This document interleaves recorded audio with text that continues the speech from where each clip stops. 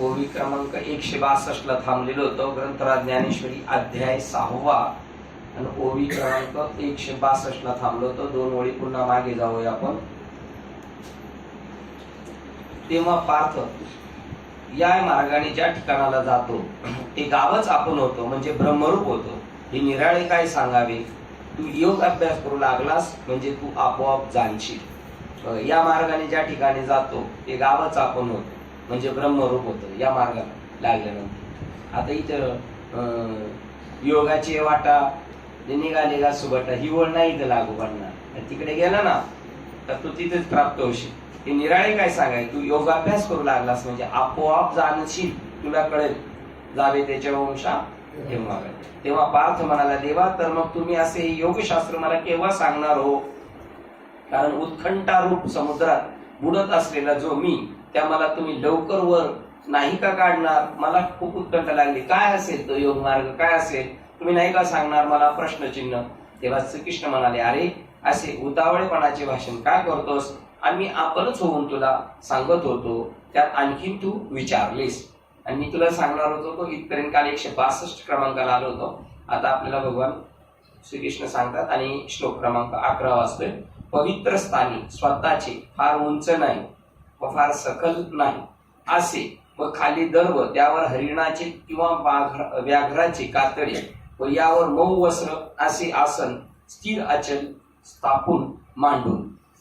कसं बसायचं आसनाचा प्रकार सांगितला. तो योग कसा साधायचा आहे त्याप्रमाणे खालच्या ज्ञानेश्वरीच्या ओळीचा अर्थ वाचतोय. तर आता आम्ही तुला तो योग मार्ग स्पष्टपणे सांगतो, पण तदनुसार अभ्यास करून अनुभव आला तरच उपयोग घडेल.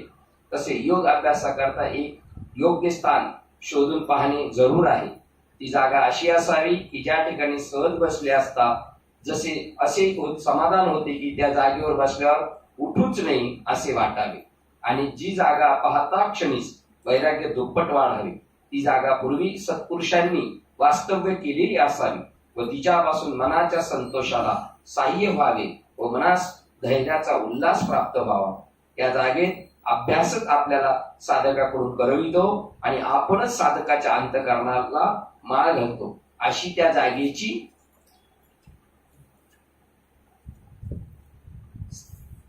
रम्यपणाबद्दल नेहमी योग्यता व महती असावी.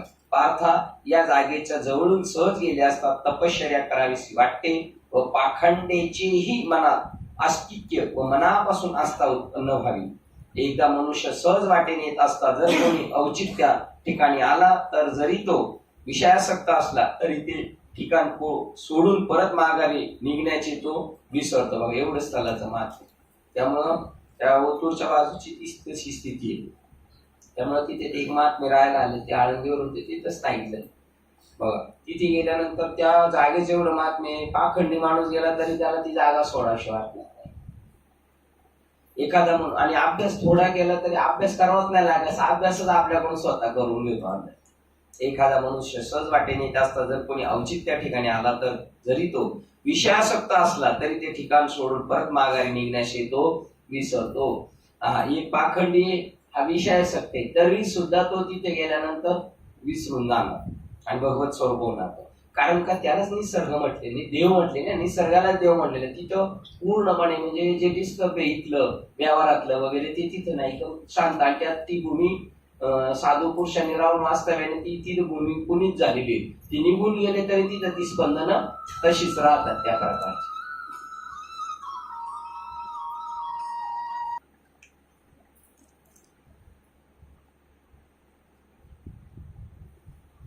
पार्थ कुठे आलो होतो.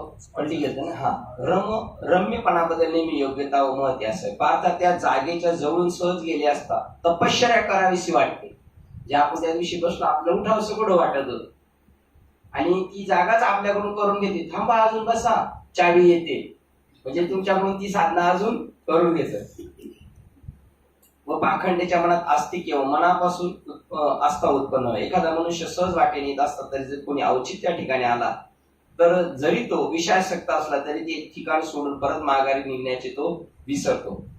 अशा रीतीने ज्याला त्या ठिकाणी राहण्याची इच्छा नाही त्यालाही ती जागा राहून घेते आणि भटकणाऱ्यास एके ठिकाणी बसविते वैराग्य थापटून हलवून जागे करते. तिथे गेल्या वैराग्य निर्माण होतं.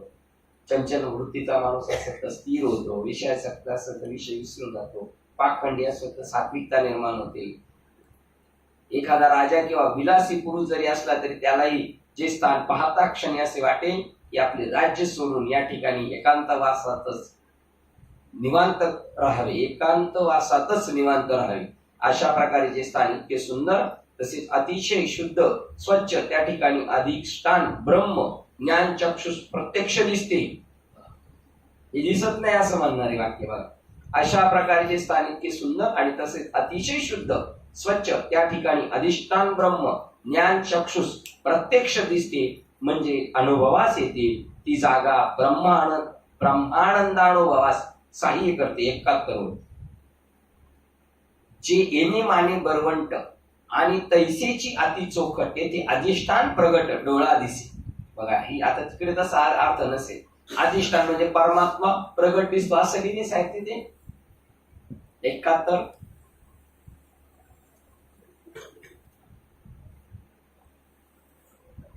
जे स्थान इतके सुंदर आणि तसेच अतिशय पवित्र असून जेथे डोळ्याला ब्रह्म स्पष्ट दिसतो. यांचं त्याचं जवळजवळ सारखं. काय म्हणतात? चित्त अधिष्ठान प्रगट डोळा दिसे. अधिष्ठान 11 नंबर अर्थ दिलेला आहे. ब्रह्मस्वरूप प्रत्यक्ष डोळ्याला दिसते. आणखी एक गोष्ट 71 क्रमांकाची ओळख घ्यायची.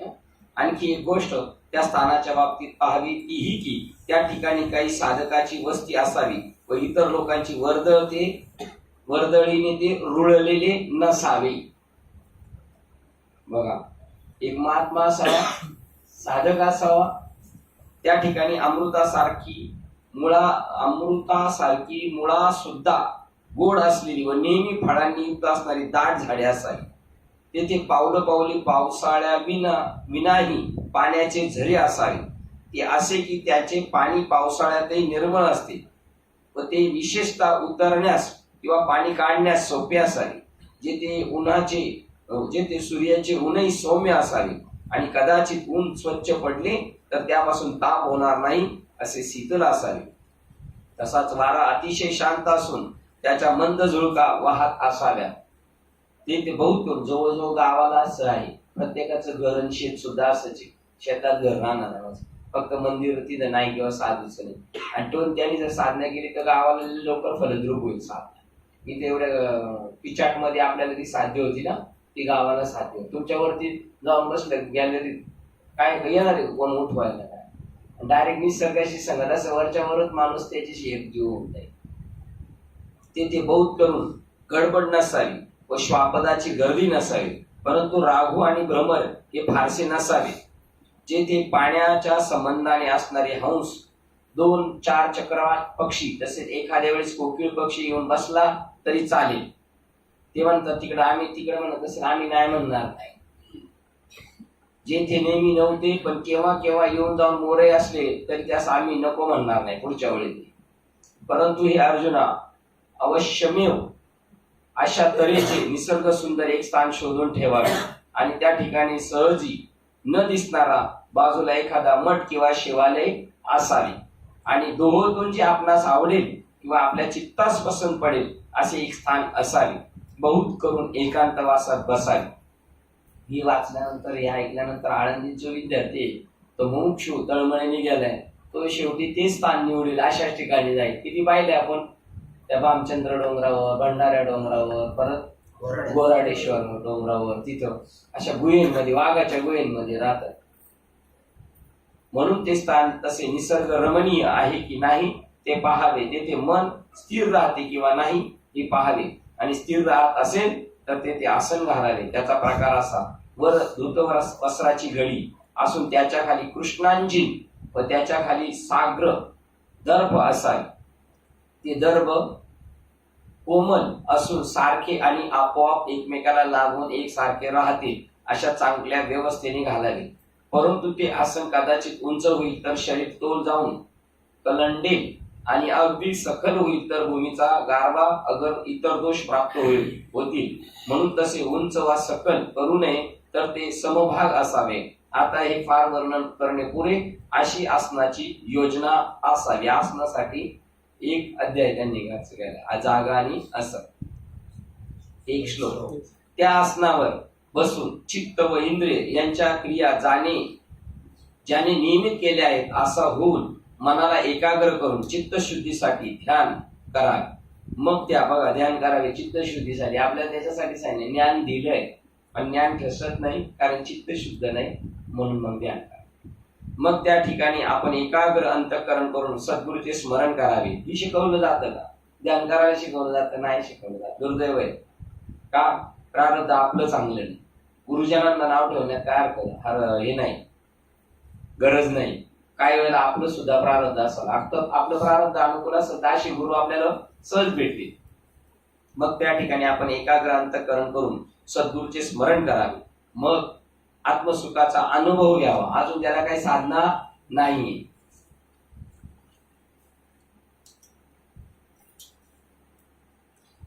जेथे आदरपूर्वक केलेल्या गुरुस्मरणाने अहंकाराचा कठीणपणा इतका नाहीसा होतो की तो अष्टसात्विक भावाने अंतर्बाह्य व्याप्त होतो.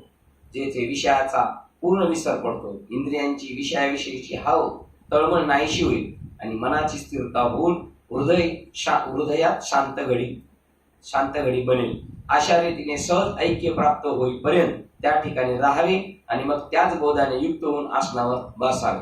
नंतर अंगाने अंग सावले आहे व प्राणापान वायूच आपल्या स्वतःला आवरीत आहे, अशा रीतीने अनुभवाचा स्पष्ट उदय होऊ लागतो. 1 नंबर. आपण 87 नंबरची ओळ पाहिजे आपल्याला.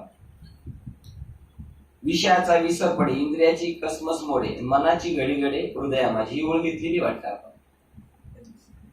ऐसे एके जे सजे जो भावले देण्याचे बोले असणार. 50 गळे 187 वाचायची. 87. हा ही 88 वाचायची. नाही म्हणते. 87 काय आहे? त्या जेथे आदरपूर्वक केलेल्या गुरुस्मरणाने अहंकाराचा कठीणपणा नाहीसा होतो, तो अष्टसात्विक भावाने अंतर्बाह्य व्याप्त होतो. काय होईल? जेथे स्मरतेची आदरे सबाह्य सात्विके बरे, जवळ काठिन्य विरे अहंभावाची. 190 पर्यंत आलतो ना. त्या ठिकाणी प्रवृत्ती माघारी फुटते, समाधी अलीकडील तीरावर येते, म्हणजे सहज साध्य होते. मग आसनावर बसता क्षणीच सर्व अभ्यास आपोआप पूर्ण होतात. मुद्रेची थोरवी कशी आहे ती आता सांगतो, ऐक. पोटऱ्या मांड्यास लावून आसन घालावे. एका पायावर दुसरा पाय वाकडा ठेवून दोन्ही तळपाय वाकडे करून ते आधार चक्राच्या गुदस्थानावरील शिवणीवर बुडाशी चांगले सुस्थिर राहतील असे बळकट बसवावे आणि त्यात उजव्या पायाची टाच खाली रोवून ठेवावी. त्याने वृषणापासून गुदस्थानापर्यंत असणारी शिवणरेषा मध्ये दाबावी, म्हणजे मग उजव्या पायावर डावा पाय सहजच बसतो. अपानद्वार आणि शिश्न यामध्ये बरोबर जी 4 बोटे जागा आहे, त्यात 1.5 बोटे वर व 1.5 बोटे खाली जागा सोडून मध्ये जी 1 बोट जागा राहते तेथे टाचेच्या वरच्या भागाने दाबावे व या टाचावरच शरीर तोलून ठेवावे. शरीर उचललेले आहे की नाही हे समजून न देता पाठीच्या कान्याचा शेवटचा खालचा भाग उचलावा आणि त्याचप्रमाणे दोन्ही पायाचे घोटे उचलून धरावे. मग पाहता हा सर्व शरीराचा आकार घोट्याच्या माथ्यावर दुसऱ्या आधाराशिवाय स्वतः सिद्ध राहील असे बसावे. अर्जुना, ही मूळबंध नामक आसनाचे लक्षण होय. वज्रासन असे एक याचेच गौण नाव आहे. अशा रीतीने आधार चक्रावर मूळबंधाचे आसन केले म्हणजे खालचा रस्ता बंद पडतो आणि मग अपान वायू आतल्या बाजूस येऊ लागतो. सांडा वावग्या उपाधी. पुढं पहिलं काय? घाला मूळबंदी सांडा वावग्या उपाधी लक्ष लावून. अजून एक वाक्य राहिलं, लागू करा गाठ घाला मूळबंदी. ठीक आहे. मग सांडा वावग्या उपाधी लक्ष लावणे राह गोविंदे. जरी करण्याचे शेवट नाही. दर्शन लावून येणार हा. गोविंदी म्हणजे आता ही बघा इथे योगाभ्यासात पण ते सांगितलं तुकाराम महाराज काकडामध्ये सांगतात राम राम स्मरा करा आधी लावू करा गाठ घाला सांडा वाहू घ्या उपाधी लक्ष लावणे हा गोविंद म्हणजे भक्ती क्षेत्रात पण तसंच ती सांगितलं आणि ते आपोआप होतं नामस्मरणाने तसं पण होतं शरीराचा मध्यभाग अशा रीतीने आधार चक्राच्या वर मूळ बांधाचे आसन केले म्हणजे खालचा रस्ता बंद पडतो आणि मग आपण वायू आतल्या बाजूस वर येऊ लागतो. श्लोक क्रमांक 13 वाजतो. शरीराचा मध्यभाग स्थिर व मान यांना सरळ व निश्चल धारण करणारा व स्थिर होऊन आपल्या नासिकेचे अग्र जणू काही चांगल्या प्रकारे पाहत असल्याप्रमाणे राहून व इकडे तिकडे न पाहणारा. नंतर द्रोणाकार झालेली हस्तांजली सहज डाव्या पावलावर बसते व त्यामुळे दोन्ही खांदे वर उचललेले दिसतात. त्यावर चढलेल्या खांद्यात शिरकमल हे आत गळते आणि डोळ्याच्या पापण्या झाकाव्यास लागतात. वरच्या पापण्यास काहीसा ढाळ येतो व खालच्या पापण्या खालीच प्रफुल्लित झाल्यामुळे पसरतात. त्यावेळी डोळ्याची अर्धी उघडलेली व अर्धी मिटलेली अशी दृष्टी सहज होते. अशा रीतीने दृष्टी आतल्या आतच राहते. जर कौतुकाने बाहेर आलीच तर ती नेमकी नाकाच्या शेंड्यावर पडते. अशी आतल्या आतच दृष्टी कायम राहते. ती पुन्हा बाहेर येत नाही. म्हणून अर्धोन्मिलित दृष्टीचे नाकाच्या शेंड्यावरच राहणे होते. आता इतर दिशाकडे पाहावे किंवा दुसरी रूपे पाहावी अशा सर्व इच्छा आपोआप नाहीशा होतात. मग गळ्याची नळी संकुचित पावते आणि हनवटी गळ्याखालच्या खळगीत अडकून बसते व वक्षस्थलाच्या वरच्या बाजूला दृढ होऊन दाबून रोवून राहते.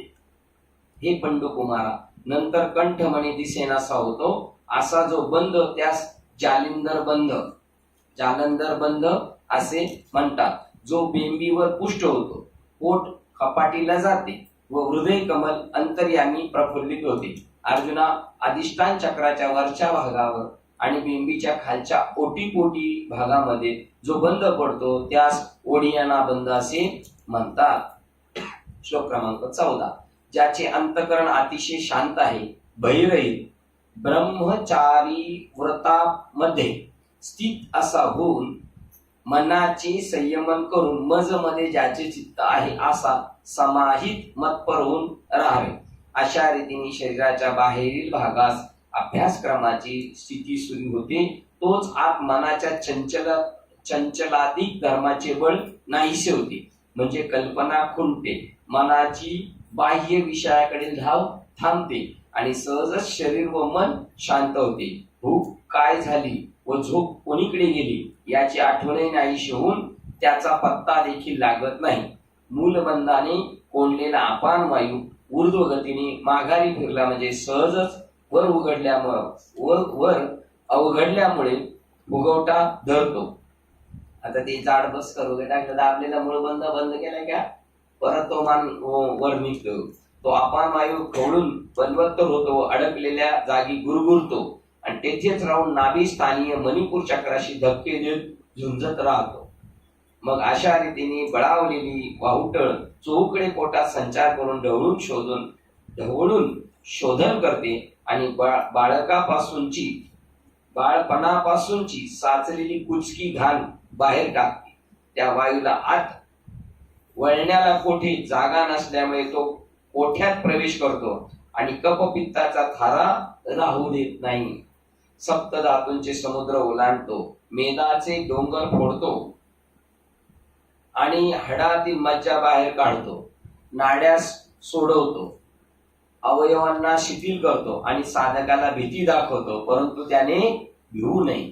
तो व्याधी उत्पन्न करतो आणि लगलीच नाहीशी करतो. रक्ताधिक ओलसर द्रव पदार्थ आणि मांसाधिक घट्ट जाड पदार्थ एकत्र कालवितो. अर्जुना मुरडलेला अपान वायू एकीकडे हे कार्य करीत असतो, दुसरीकडे काय प्रकार होतो तो पहा. तर वज्रासनाच्या उष्णतेने कुंडली नावाची शक्ती जागृत होती. ती नागिनीची पिल्ले कुंकवाने न्हावून निघालेले असून जसे वेटाळे घालून निजलेले असावे त्याप्रमाणे ती कुंडलिनी तहाने लहानसे 3.5 वेटोळी घालून खाली तोंड करून सर्पिणीप्रमाणे निजलेली असती. ती विजेच्या कंकणाप्रमाणे किंवा अग्निज्वालेच्या घडीप्रमाणे अथवा जणू काय पोट घोटून चकचकीत केलेल्या शुद्ध सोन्याच्या बेड्याप्रमाणे ती तेजस्वी व वर्तुळाकार दिसते. तशी व्यवस्थित आकुंचित पावलेली नाभिस्थानाजवळच्या संकुचित तळी दाटून बसलेली असते. ती वज्रासनाच्या चिमट्याने चेपल्यामुळे जागी होते. तेव्हा नक्षत्र तुटून पडावे किंवा सूर्याचे आसन मोडावे अथवा तेजाचे बीजापासून अंकुर फुटावा त्याप्रमाणे ती कुंडलिनी आपले वेढे सोडून कौतुकाने अंगीचा आळत झाडून नाभीस कंदापर्यंत उभी राहिलेली दिसते. सहजच फार दिवसांनी भुकेलेली असते तशा तिला जागे केल्याचे निमित्त होते. मग ती आवेशाने आपले तोंड सरळ असे वरती उघडते.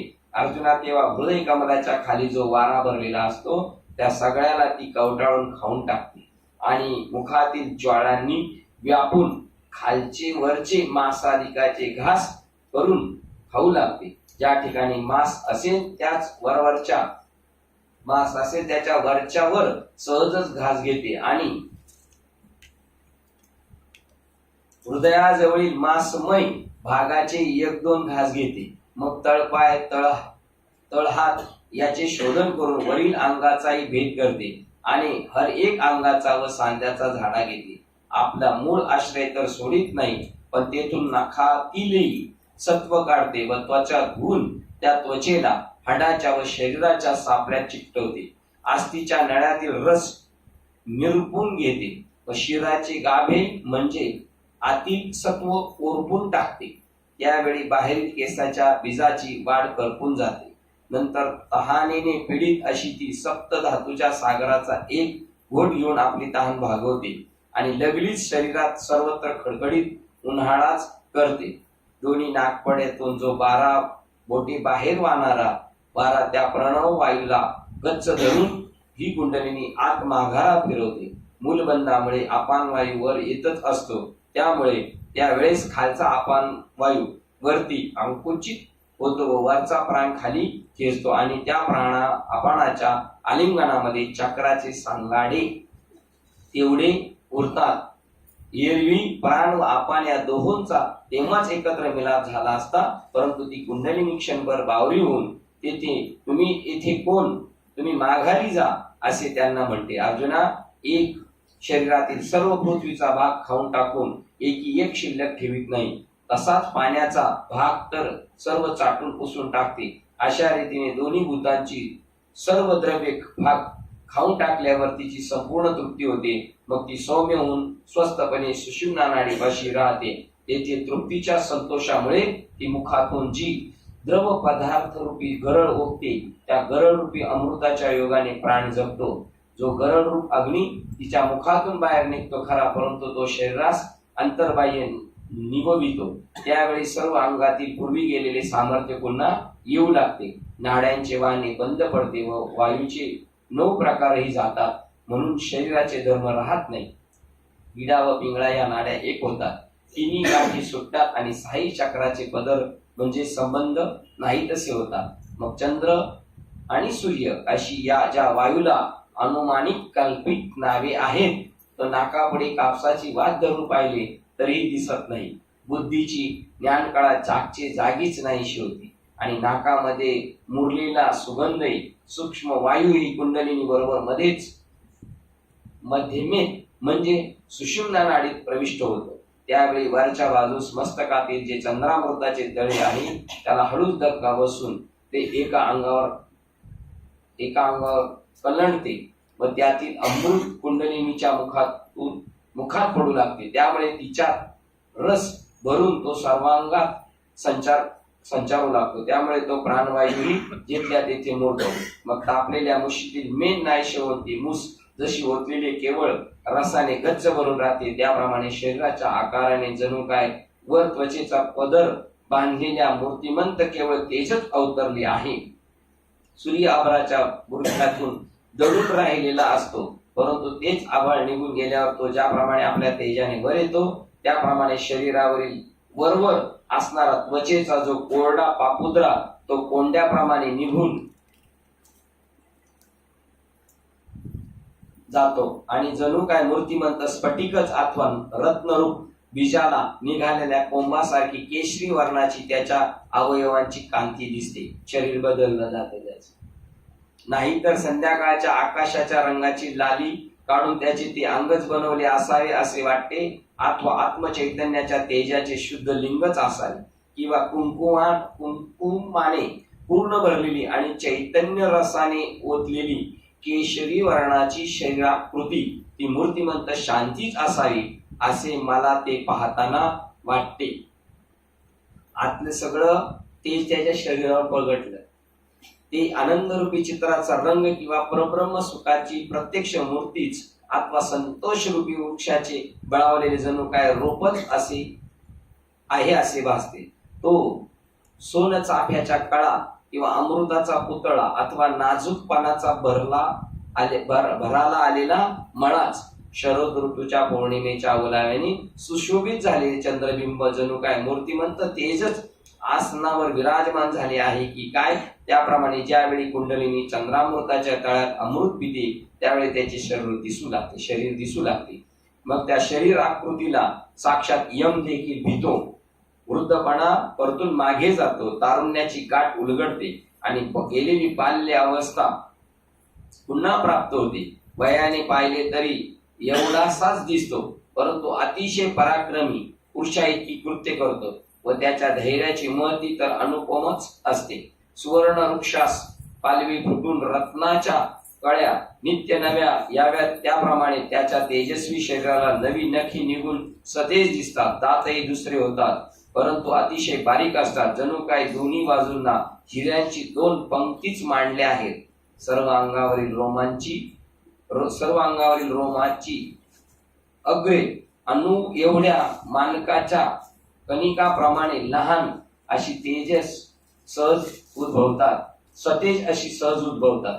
हातापायाचे तळवे रक्तकमळाप्रमाणे लाल असतात आणि डोळे अत्यंत शुद्ध होतात. हे काय सांगावे. शिंपलीमध्ये मोती परिपक्व दशेला येऊन उगल्या कारणाने त्या शिंपीत मावत नाही, म्हणून शिंपीच्या 2 शकलांचा सांगा उकळतो. त्याप्रमाणे दृष्टी पापण्यांच्या कवळीत न मावता त्या कवळीस व्यापून पापण्यांमधून बाहेर येऊ लागते. ती दृष्टी पहिलीच असते खरी, परंतु सगळ्या आकाशाला व्यापणारी होते. अर्जुना ऐक, देह हा स्वर्णासारखा कांतीचा होतो, परंतु त्या सर्वोत्तपरी वायूसारखा हलकेपणा येतो, कारण त्यातील आप आणि पृथ्वी याचा अंशही उरलेला नसतो. मग तो समुद्रापलीकडील वस्तू पाहतो, तो स्वर्गातील विचार व मसलतीही ऐकतो, व मुंगीच्याही मनातील भाव ओळखतो. तो वायुरूप घोड्यावर स्वार होतो, पाण्यावर चालतो व पाण्यात पाय शिरत नाही. पाण्यावर चालतो पण पाण्यावर पाय शिरत नाही. या व अशा प्रसंगानुसार त्याला पुष्कळ सिद्धी प्राप्त होतात.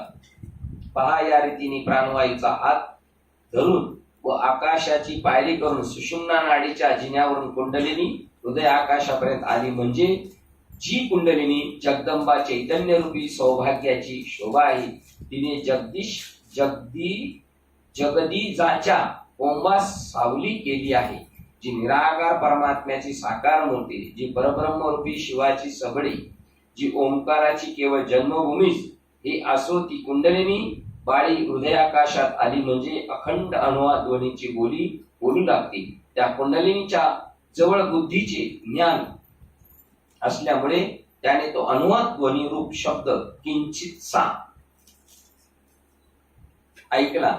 घोषाच्या कुंडात ध्वनी व नादरूपी चित्राची रुपडी ओंकाराच्या आकारासारखी रेखलेली असतात. या गोष्टी कल्पनेनेच जाणता येतात, परंतु कल्पना करणारा कोठून आणावा, कारण त्याने जीवात्म्याशी ऐक्य झालेले असते. म्हणून त्या हृदय आकाशात कसली गर्जना होते ही काही समजत नाही. अरे अर्जुना, मी तुला एक गोष्ट सांगायची विसरलो बुवा.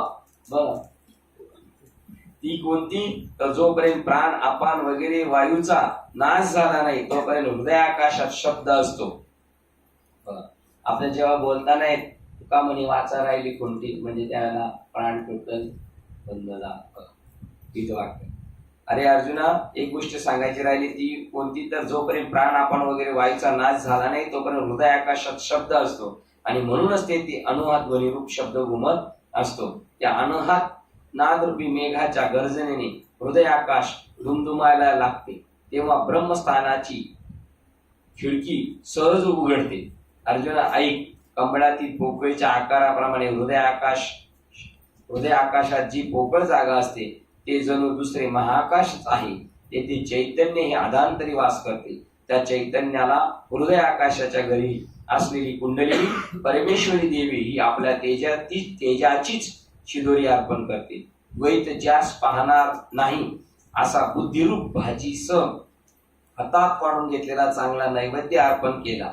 कुंडलिनी आपली तेजरूप कांती अर्पण केल्यानंतर ती केवळ वायुरूप होऊन राहते. त्यावेळी ती कशी भासते म्हणून म्हणाल तर प्रत्यक्ष वाऱ्याची पुतळी असावी व तिने सोनसळी चरतरी वस्त्र पांघरलेले असावे.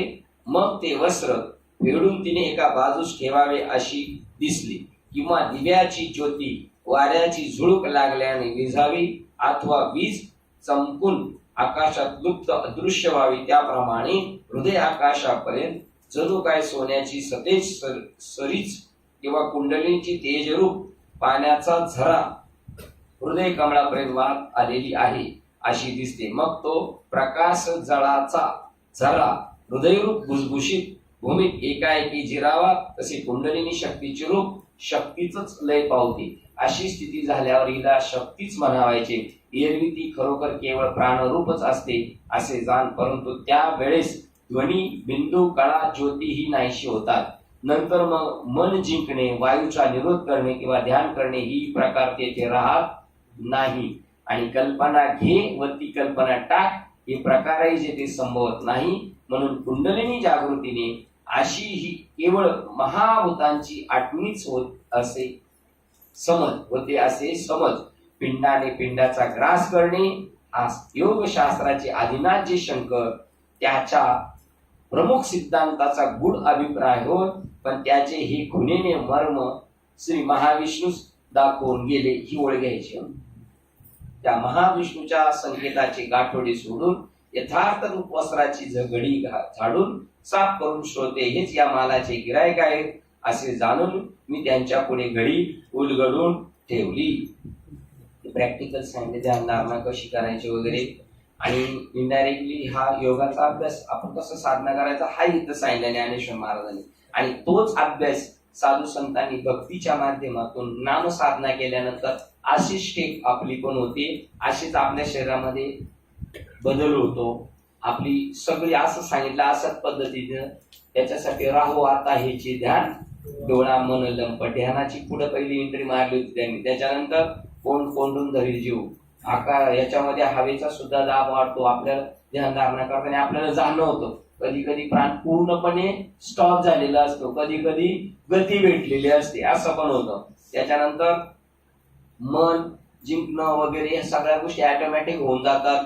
शरीराची कळा सुद्धा बदलली जाते साधना करणाऱ्या माणसाची, ध्यान धारणा करणाऱ्या माणसाची आणि भक्ती क्षेत्रातले नाम साधन करणारे, या दोन्हींचं ऐक्य करणारा अभंग ज्ञानेश्वर महाराज म्हणतात योगिया साधली जीवन काळा. त्याच्या अगोदर काय, नामामृत गोडी वैष्णवाला आदली, योगिया साधली जीवन काळा.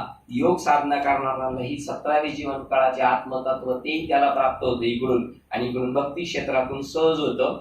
कारण ही जो मार्ग आहे हा सहज असे सगळ्यांना जमण्यासारखा नाही. आणि नाम मात्र फार आडाण्यातला अडाणी कोणी कसा असलो तर हे जेवढे सांगितलेले अनुभव आहेत द्वैत शिल्लक राहत नाही.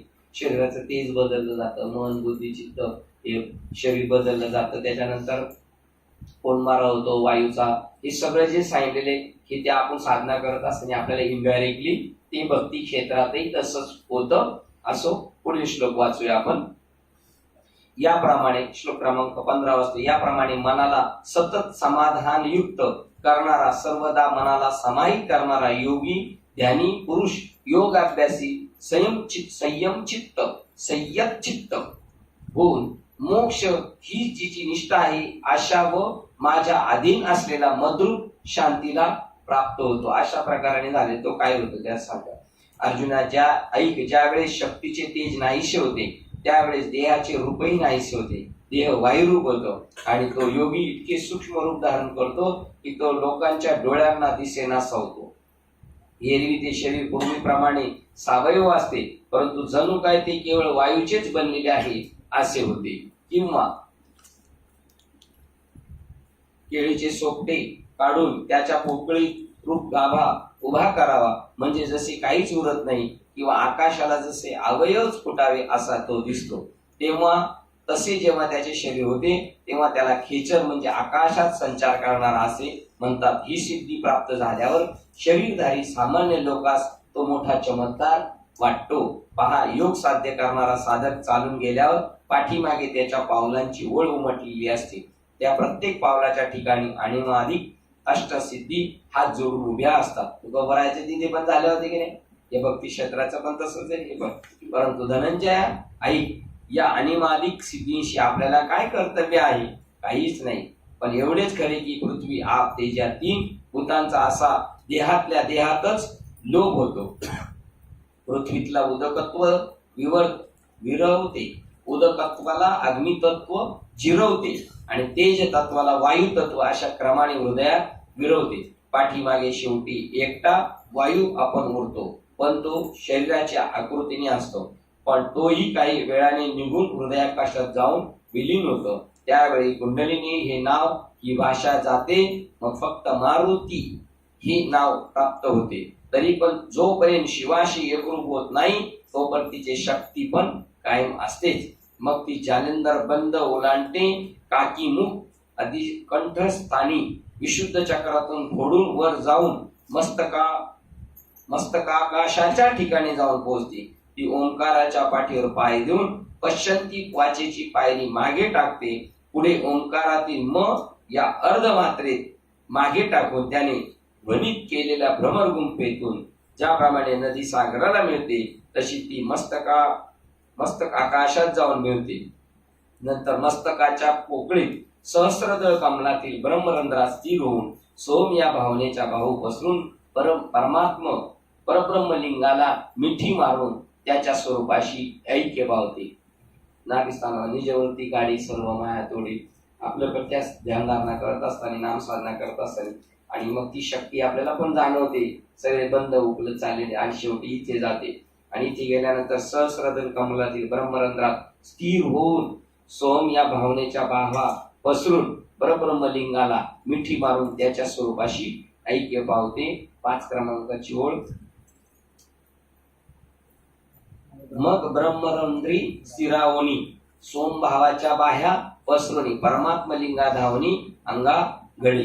तेव्हा त्या पंचमहाभूताचा पडदा नाहीसा होतो. मग शिव आणि शक्ती यांचे ऐक्य होते. त्या साम्य रसात ती आकाशासकट मिळून जाते. ज्याप्रमाणे समुद्राच्या मेघाच्या द्वारे समुद्रापासून वेगळे झालेले पाणी जमिनीवरून नदीच्या ओघात पडून ते पुन्हा नदी मार्गाने समुद्रासच येऊन मिळते, त्याप्रमाणे अर्जुना देहोपाधीच्या निमित्ताने वेगळा भासणारा जीवात्मा परब्रह्मात प्रविष्ट होतो.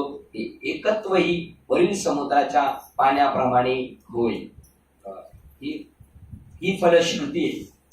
ही फलश्रुती आहे आणि ती तिकडे जीव ब्रह्म ऐक्य ही फलश्रुती आहे. बघा इकडे पुन्हा याप्रमाणे अर्जुना बघा कसं ते ऐक्य होतात. परत वाचतोय 4 नंबरच्या पुढे. मस्तकाच्या पोकळीत बघा ते म्हणतात, नंतर मस्तकाच्या पोकळीत सहस्रदल कमलातील ब्रह्मरंध्रात स्थिर होऊन नाभिस्थानापासून उठलेला जो वारा आहे तो मागच्या मार्गाने जातो इड्या पिंगळा सुषुम्ना आणि इकडे येऊन इथे भेटतो. आणि इथे भेटल्यानंतर तिथं त्या सहस्रदलामध्ये तो स्थिर होतो. तिथं इथेच खरं परमात्म्याने इथूनच आपल्या शरीरात प्रवेश केलेला. याला दशमेद्वार म्हणतात, देवाचं द्वार म्हणतात. सोम भावाच्या बाया पसरून परब्रह्मलिंगाला मी ब्रह्म आहे, मी ब्रह्म या भावनेवर राहून तो मिठी मारून म्हणजे त्याच्याशी एकरूप होतो. म्हणजे त्या परमात्म्याशी तो साधना करणारा जीव साधक ब्रह्मरूप होतो. तेव्हा त्या पंचमहाभूताचा पडदा नाहीसा होतो. शिव व शक्ती यांची ऐक्य होते, त्याला शरीर भाव नासती. शिव आणि शक्ती ऐक्य होते. त्या साम्य रसात ती आकाशासकट मिळून जाते, आकाशासकट मिळून जाते. ज्याप्रमाणे समुद्राच्या मेघाच्या द्वारे समुद्रापासून वेगळे झालेले पाणी जमिनीवर परब्रह्मापासून जे आपण वेगळे झालो होतो ही साधना करून तो परत त्या परब्रह्माशी एक झाला. जसं समुद्राचं पाणी निघालं वर गेलं, नदीच्या समुद्र त्याचं बाष्पीभवन होऊन वेगळं झालं, परत पावसाच्या रूपाने पडलं, मग नदीच्या ओघात पडून ते पुन्हा नदी मार्गाने समुद्रास येऊन मिळते. तशी ही साधना करता करता तो जीव जो देवापासून ताटातूट झालेला होतो तो पुन्हा देवाशी जाऊन एक जीव होतो. याप्रमाणे अर्जुना देह उपाधीच्या निमित्ताने वेगळा वाचणारा, कशामुळे वेगळा वाचतोय? देह उपाधीच्या निमित्ताने वेगळा वाचणारा जीवात्मा परब्रह्मात प्रविष्ट होतो. हे एकतत्व वरील समुद्राच्या पाण्याप्रमाणे होईल. मग आता ते त्याच्याशी एकरूप होतो हे सुद्धा, कारण पाणीच पाण्याला मिळाले, परमात्माच परमात्म्याला मिळाला. जीवात्मा हा भाव संपला, नदी हा भाव समुद्राला भेटल्यानंतर संपला. नदी समुद्राला मिळाली नाही, नदीचं अधिष्ठान आणि समुद्राचं अधिष्ठान, तसं जीवात्म्याचं अधिष्ठान आणि परमात्म्याचं अधिष्ठान प्रविष्ट होतो. हे एकतत्व वरील समुद्राच्या पाण्याप्रमाणे होय. नंतर जीव शिवात द्वैत होते की एकच एक असे अद्वैत स्वरूप स्वतः सिद्ध आहे अशी वाटाघाट करण्यापुरतीही वाव उरत नाही. ते एक झाले आणि ते वेगळे होते आणि ते परत कसे होते एवढं सुद्धा राहत नाही, एकच होऊन जातात. ते आकाशात आकाशात लय पावते, ही फलश्रुती आहे त्या योगाची. आकाशात आकाशात ते शरीर व्यवस्थित होतं, दात व्यवस्थित होतात, ती बाह्य अंगाच आहे, ठीक आहे, देवदेवाचे मंदिर, पण ही फलश्रुती आहे त्याची. द्वैत एक द्वैत नंतर जीव शिवाय द्वैत होते की एकच आहे एक असे अद्वैत स्वरूप स्वतः सिद्ध आहे अशी वाटाघाट करण्यापुरती सुद्धा वाव उरत नाही. भक्ती क्षेत्रात पण तसं एकदा असं झालं की तो पहिला तसा होता की आता तसा हे सुद्धा नाही, वाढल्यामुळे पहिला आठवायचा शिल्लक राहत नाही. आकाश आकाशात लय पावते, तसाच हा जीव शिवायक्य होण्याचा प्रकार आहे. अशी जी काही एक ब्रह्मस्थिती आहे ती जो कोणी अनुभवाने होईल त्यासच ही स्थिती प्राप्त होईल.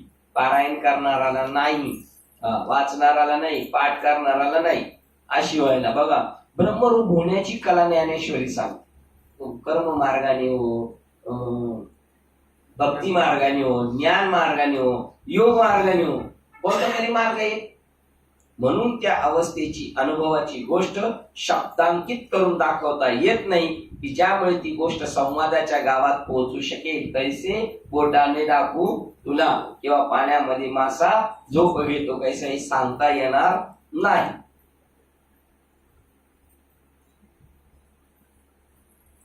9 आणि 10 नंबरची ओळ आणि 11 पण 9, 10, 11 3 अर्जुना सहज बघा, पुन्हा वाचतो 9, 10, 11.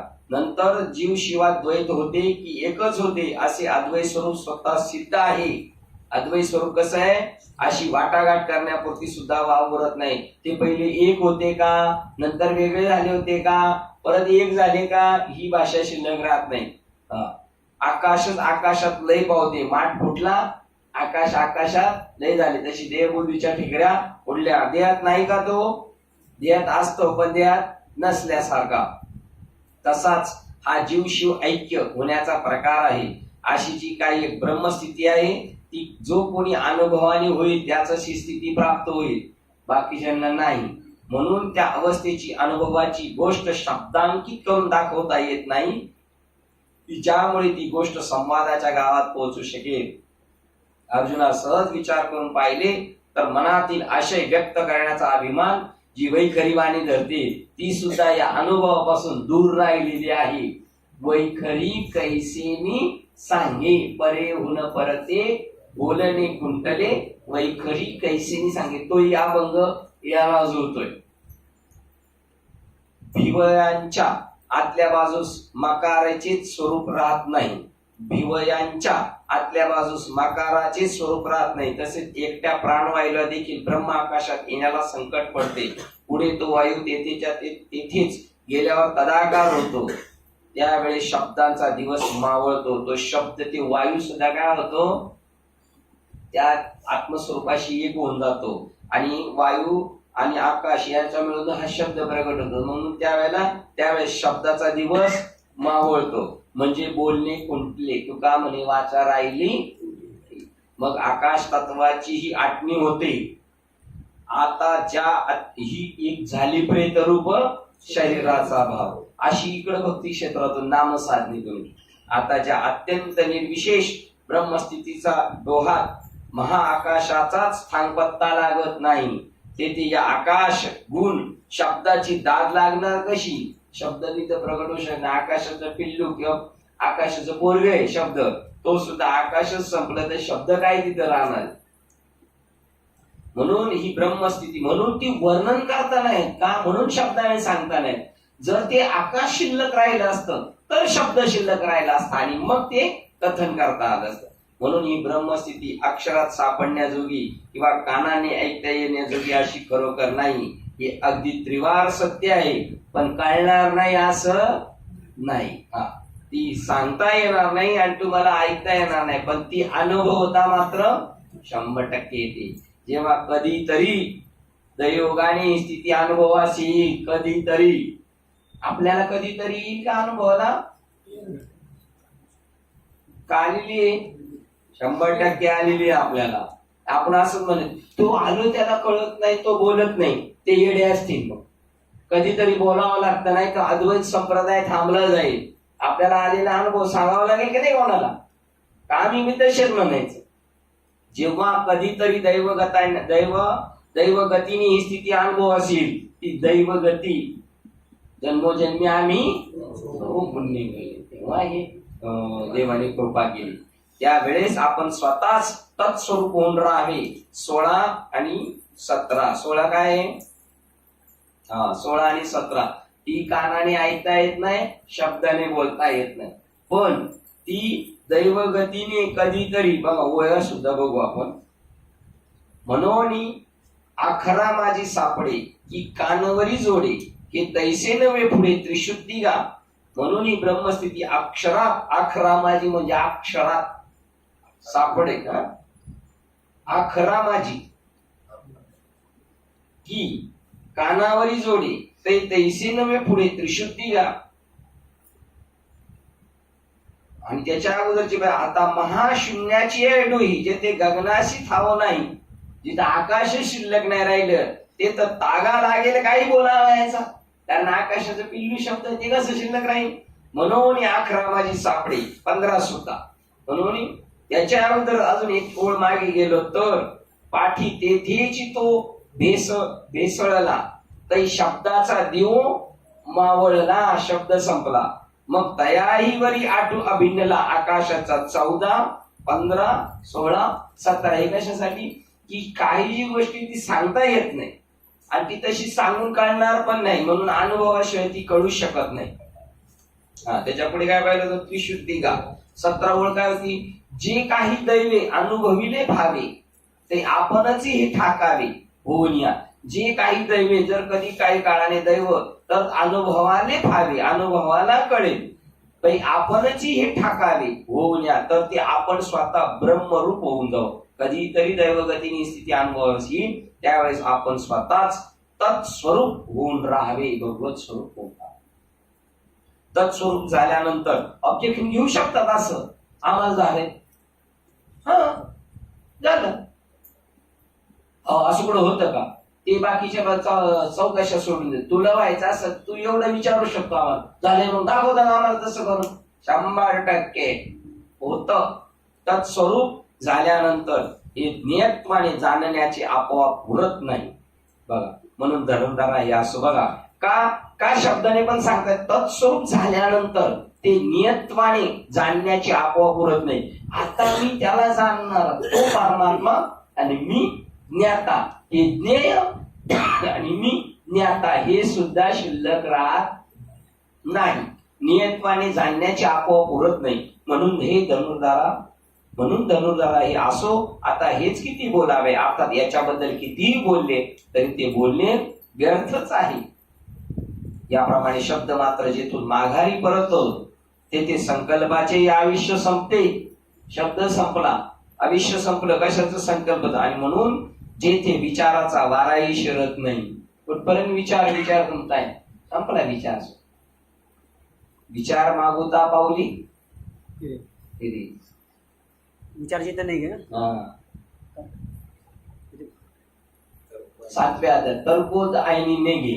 जे हेतु चैतन्य नाही गे हा. विचार चैतन्य नाही आईनी जा असं काय तर को आईने नाही गे अंगी जायचं हा, हेतु बघा. चैतन्य नाही गे विचार मागू तर पावली नाही तर को आईने नाही गे अंगी जायचं. तिचे ते तया नाव ज्ञान ज्ञान, हा. हे प्रपंच. एरद प्रपंच विज्ञान ते तर सत्यबुद्धी आहे ते अज्ञान हे अज्ञान हे म्हणजे जिथं सगळं काही शांत होत जातं तया नाव ज्ञान आहे हा. एर प्रपंच विज्ञान हे जे बाकीचं चाललंय तो हा. तैसी ज्ञेया देता मिठी ज्ञातृत्व पडे पोटी मग उरे त्याची किरटी शांतीचे रूप तिथं वाद्य सातव्या त्याची सुरुवात आहे ना सातव्या हा, वाटतं.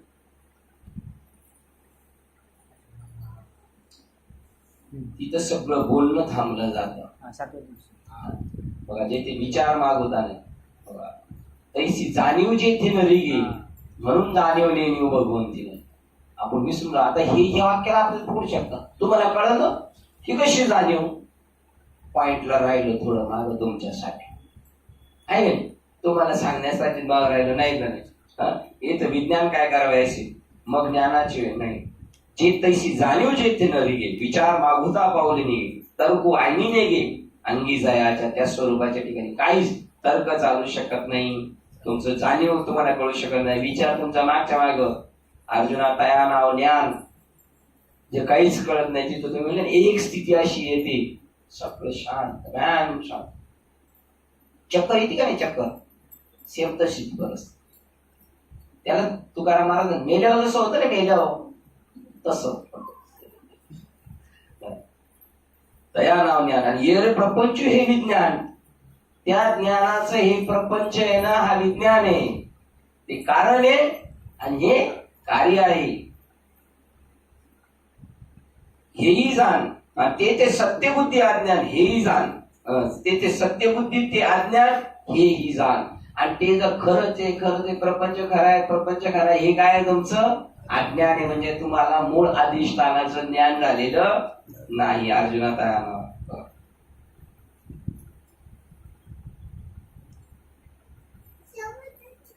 याप्रमाणे शब्द मात्र जेथून माघारी परततो तेथे संकल्पाचे आयुष्य संपते आणि म्हणूनच जेथे विचाराचा वाराही शिरत नाही असे जे परमात्म तत्व मनरहित अशा सहस्थितीचे सौंदर्य आहे आणि चौथ्या ज्ञान स्वरूप अवस्थेचे तारुण्य पण आहे आणि माझा भगवान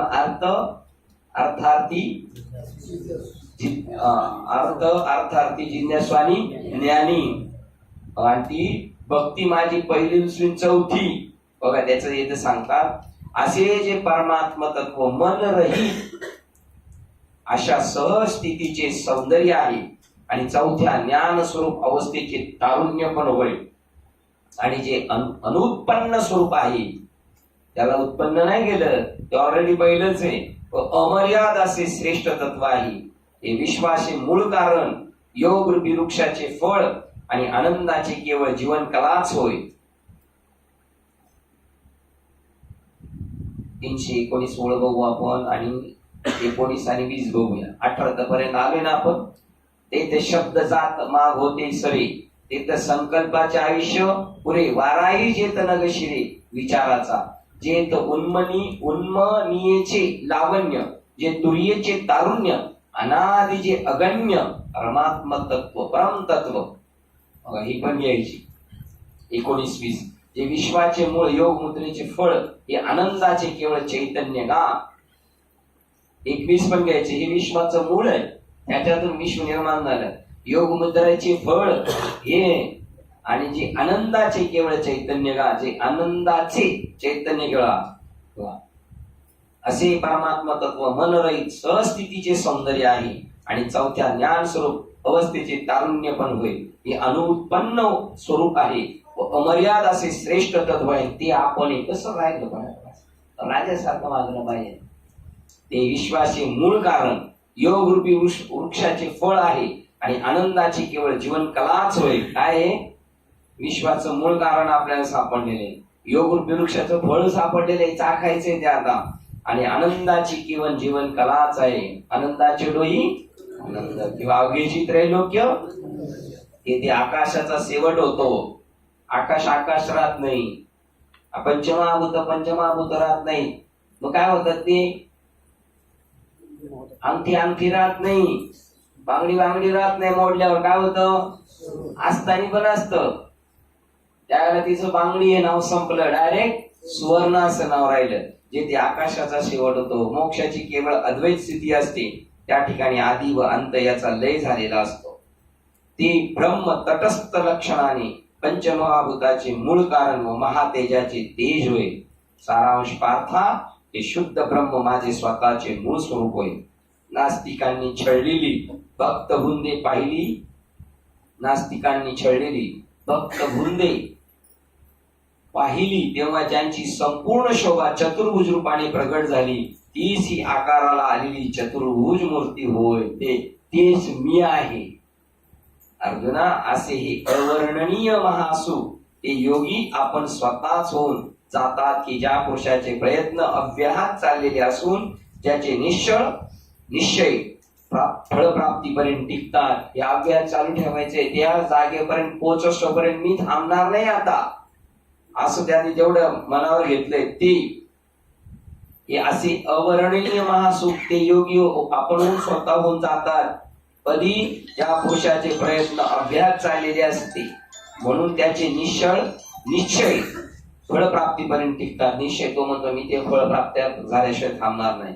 आम्ही जे हे अष्टांग योगाचे साधन सांगितले ते स्वतः शरीराने जे करतील ते योगाने शुद्ध होऊन माझ्याच योग्यतेस येतील. या योगांची शरीरे परब्रह्मी रूपी रस देहांकृतीच्या मुशीत ओतून तयार केलेली सतेज मूर्तीच असे ते शरीर दिसतात.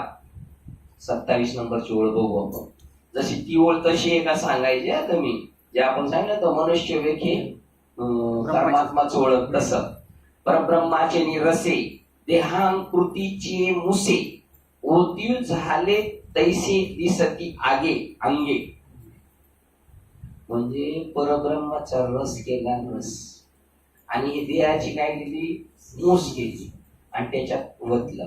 कुठून वतलं, इकडून पेट्रोल पंपवाला कशी दांडी टाकतो आणि नंतर लॉक, आणि ती मूर्ती कशाची झाली आता, परब्रह्माची.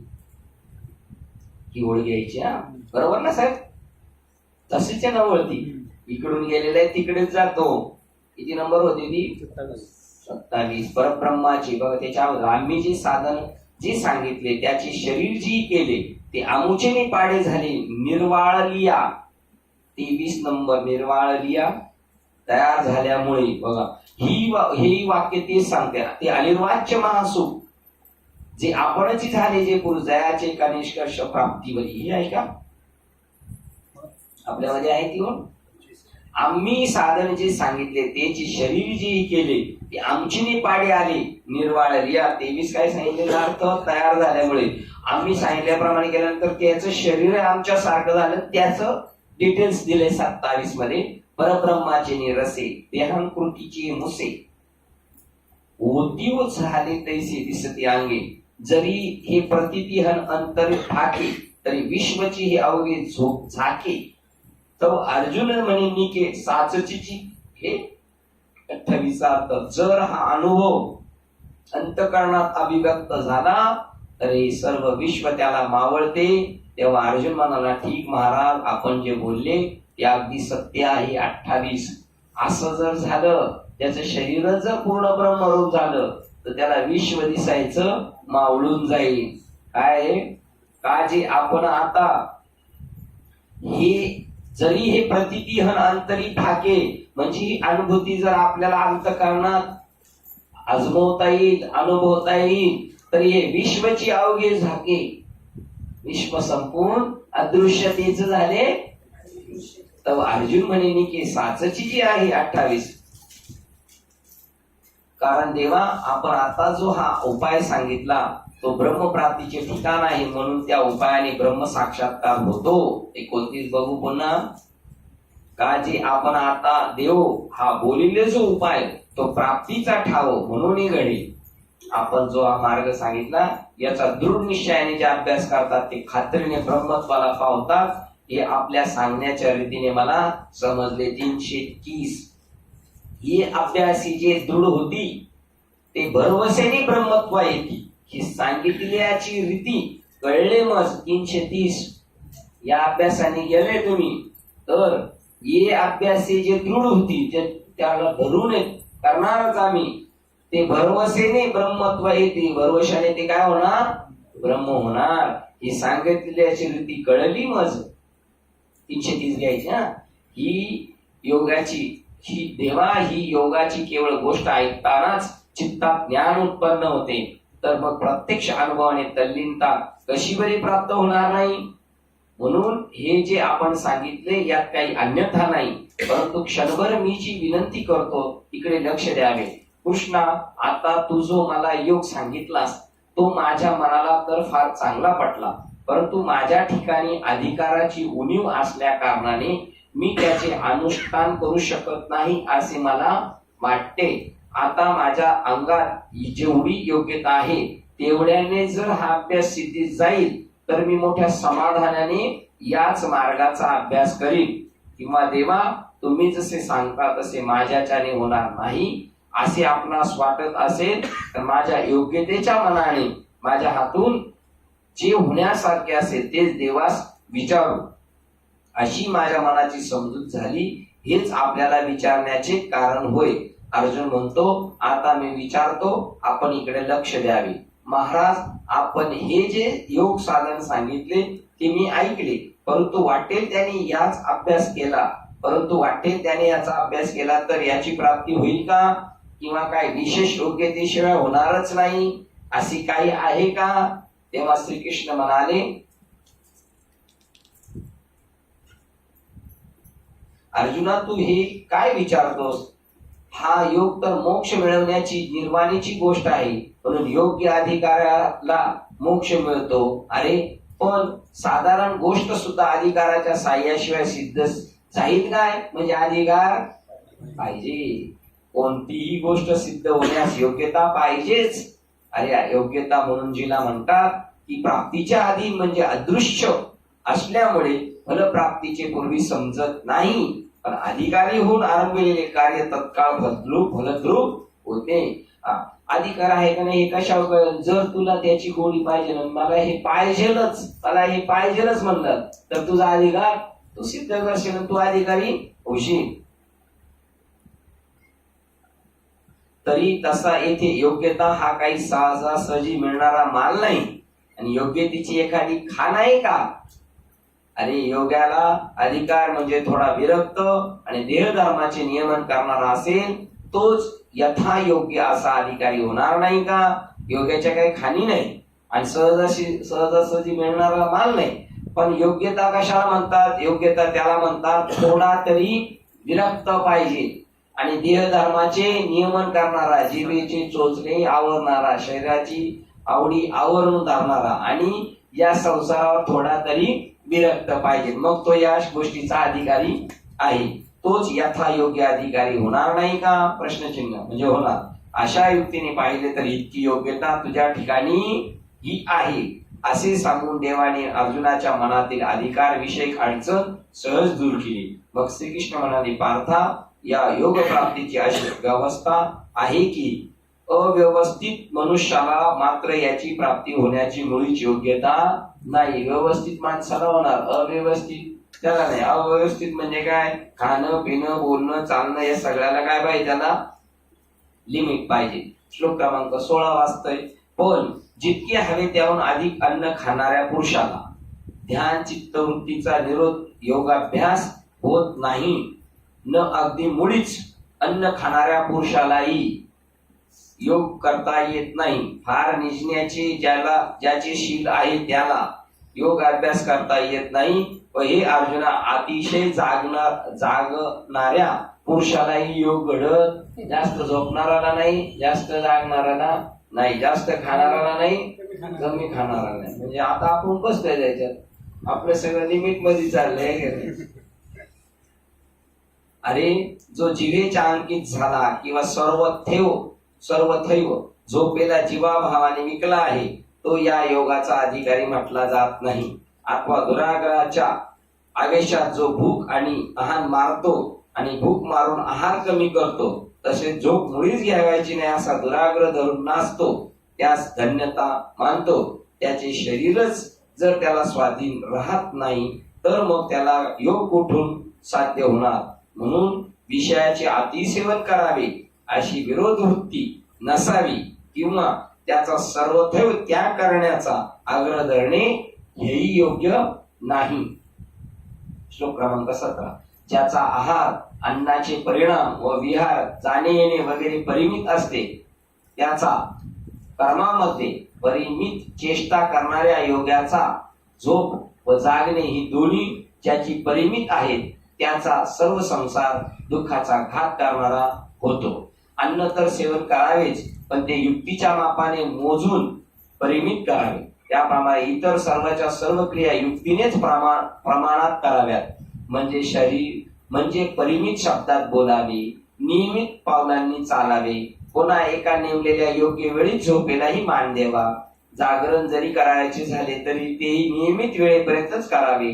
अशा नियमित रीतीने आचरण केल्यावर शरीरातील रक्ताधिक सप्तधातू सहजच समतोल राहतील. अशा प्रकारे बेताबेताने इंद्रियांची तृप्ती नियमितपणाच्या द्वाराने व इंद्रियांना त्याचे विषय दिले म्हणजे आपले मनच संतोष वाढविते. युक्त आहार विहार नेम इंद्रियासी सार नसावी बास निद्रा आणि बहु भाषण. जास्त बोलायचं नाही, जास्त फिरायचं नाही, जास्त खायचं नाही, जास्त झोपायचं नाही.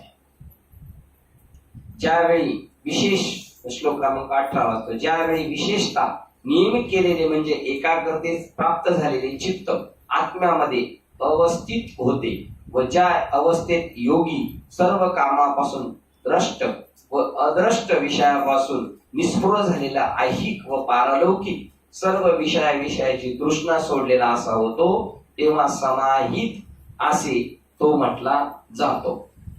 अर्थ वाचतो. याप्रमाणे बाहेरील इंद्रियाची स्थिती नियमित ठेवली तर अंतर्यामी सुखही वाढत जाते. त्या मनुष्याला अभ्यास न करता योग सहज घडतो. याचा अभिप्राय नियमितपणाने वागणे हे एक योगाभ्यासाचे आवश्यक साधन आहे. म्हणजे जर आपण नियमित वागलो तर अर्धा अभ्यास तसाच होऊन जातो आपला. ज्याप्रमाणे भाग्योदयाच्या प्रबलतेने उद्योगाच्या निमित्ताने सर्व संपत्ती आपोआप घरी चालून येते बघा. त्याचप्रमाणे जो नियमशील आहे तो दिलेने जरी योगाभ्यासाकडे वळला तरी त्याचा आत्मस्थितीचा अनुभव फलीभूत होतो नियमाने चालणाऱ्या माणसाला. म्हणून अर्जुना, ज्या दैववान पुरुषाला युक्तीचे साह्य असते तो मोक्षाच्या राज्याने शोभिवंत होतो. 56 बघूया 56. म्हणून युक्ती हे पांडवा घडे जया सदैवा तो अपवर्गीयची राणीवा अलंकारी जे ठीक जागेवर तैसा युक्तिमंत कौतुके अभ्यासाची मोरा ठाके आणि आत्मसिद्धीची पिके अनुभवत आहे. आता 56 वाक्य. चला पुढे श्लोक क्रमांक 19. ज्याप्रमाणे वायुरहित प्रदेशात असलेला दीपाची ज्योत हलत नाही तर निश्चल तेवत असते ती उपमा, त्या दीप ज्योतीची उपमा दृष्टांत आत्म्याच्या योगाचे समाधीचे अनुष्ठान करणाऱ्या योग्याच्या संयत चित्ताला सांगितलेले आहे. नियमित अभावार्थ वाचले. नियमित वागणाराला जर योगाभ्यास करण्याची इच्छा झाली तर तो योग गंगा आणि यमुना यांचा संगम झालेल्या प्रयाग तीर्थाप्रमाणे होय.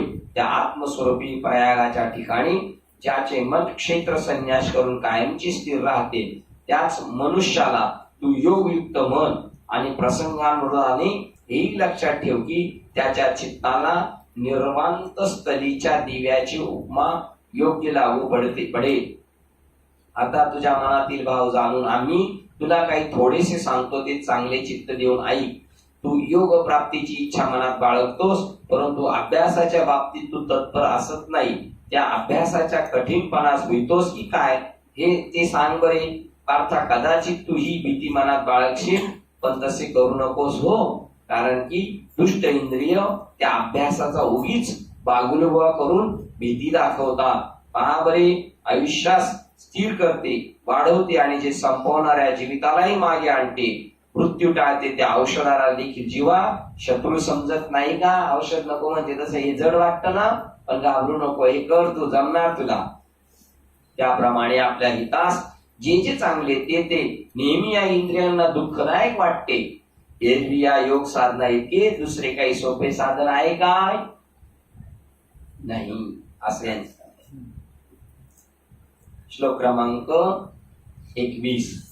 जेव्हा योग अभ्यासाने सर्व बाजूने आवरून धरलेले चित्त उपरतीस प्राप्त होते आणि ज्यावेळी समाधीने अत्यंत शुद्ध झालेल्या अंतःकरणाने चैतन्य ज्योती स्वरूप परमात्म्यास पाहणारा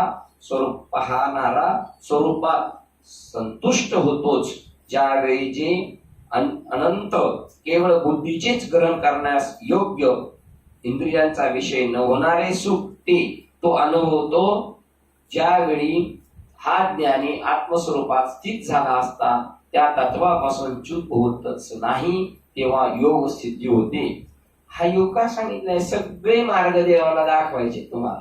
ईश्वराकडे जाणार योग मार्ग आहे, ध्यान मार्ग आहे, भक्ती मार्ग आहे, कशा कशा स्टेपने जातो. कर्मयोगाने पण जाणार, पण एखादा मुकाम होणार, असं त्यांचं सांगणे.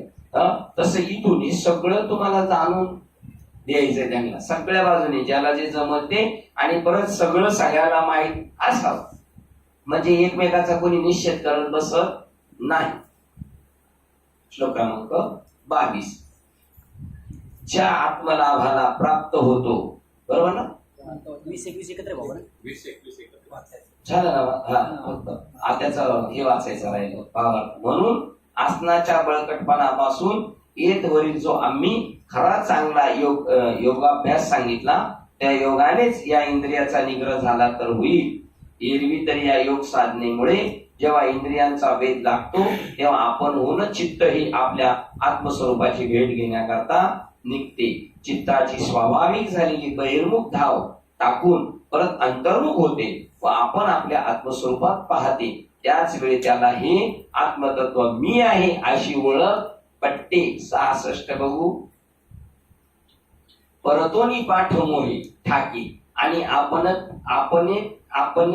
पियाते आपण देखी देखत खेव ओळखे म्हणे तत्व हे मी ती ओळखी सरीचे ती ओळखीची सरीचे सुखाची साम्राज्य वैसे मग आपण पा समरसे गुरुण जाय या जया परते आणि नाही जया ती इंद्रिय नेनत काही ते आपणच आपुल्या ठाई होऊन टाके.